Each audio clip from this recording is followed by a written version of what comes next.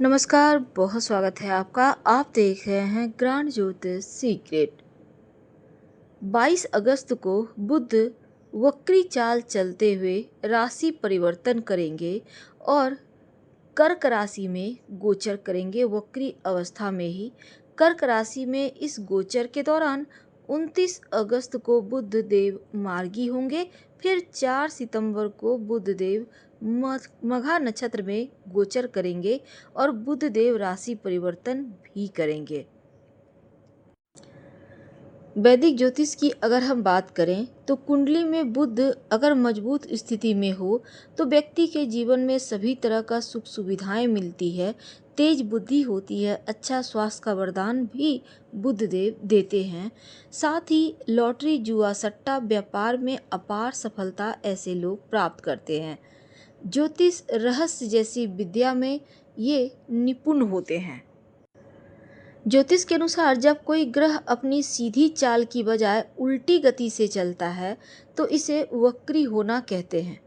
अक्सर ग्रहों की वक्री चाल होती रहती है और लेकिन एक्चुअली में यह होती नहीं है, केवल प्रतीत होता है कि कोई ग्रह आगे चलने के बजाय पीछे की ओर चल रहा है और इसे ही ग्रहों का वक्री होना कहते हैं। तो बुध देव जब वक्री होंगे तो इसका प्रभाव क्या पड़ेगा, क्योंकि बुध 24 अगस्त को उदित हो जाएंगे। 22 अगस्त को वो कर्क राशि में वक्री अवस्था में आएंगे और 24 को उदित हो जाएंगे।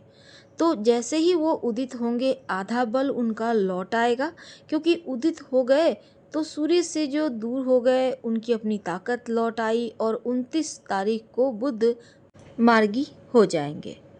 कर्क में जब वो आएंगे तो आश्लेषा नक्षत्र जो उन्हीं का नक्षत्र है इसमें रहेंगे। बुध जो कर्क राशि में रहेंगे तो नक्षत्र का बल भी होगा, उदित होने का घमंड रहेगा, जो रहेगा मार्गी होना कहिए तो यहाँ पर शत्रु के घर में, लेकिन कमजोर अवस्था में नहीं, बली अवस्था में।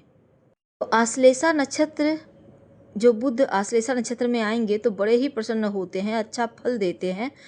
तो यहाँ पर मंगल महाराज मिथुन राशि में भी प्रवेश करने वाले हैं इस मध्य। बुध के घर में अब बुध का दोहरी यहाँ पर जिम्मेदारी, क्योंकि एक तो शत्रु के घर में है। तो सिंह राशि वालों, बुध आपके दूसरे 11वें भाव के स्वामी हैं और वक्री बुध आपके 12वें भाव में गोचर करेंगे। तो 12वां भाव जो खर्चों का भी भाव है, तो थोड़ी सी चुनौतीपूर्ण स्थिति रह सकती है। बुध के वक्री होने से थोड़े खर्चे बढ़ेंगे। घर का कोई सदस्य विदेश यात्रा या लंबी दूरी की यात्रा पर जा सकता है। इस समय किसी भी बात को लेकर विवाद ना हो, ऐसी स्थिति से बचने का प्रयास करें। वाणी में सॉफ्टनेस बनाए रखें। धन सम्मान की प्राप्ति तभी होगी। अगर आप विवाहित हैं तो आपका संतान का सपोर्ट मिलेगा। काम के सिलसिले में लंबी दूरी की यात्रा के योग भी इस समय बनते दिखेंगे और करियर में अपनी ओर से संतुष्टि की थोड़ी सी कमी दिखेगी, जिस कारण से हो सकता है उतना प्रगति आप ना कर पाएँ। यानी कि धन के मामलों में भाग्य थोड़ा सा कमज़ोर रह सकता है, क्योंकि धन तो आएगा पर खर्चा बढ़ेगा।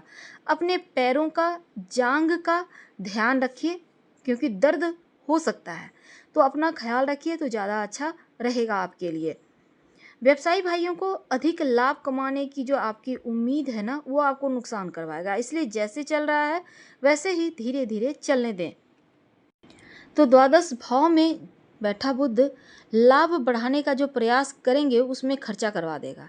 यानी कि यहाँ पर जाकर बुध नीचस्थ भी हो जाते हैं और बुध काल पुरुष की कुंडली के हिसाब से यहाँ पर पैसा के मामलों में थोड़ा सा बेचैनी देगा, थोड़ा विवाद देगा।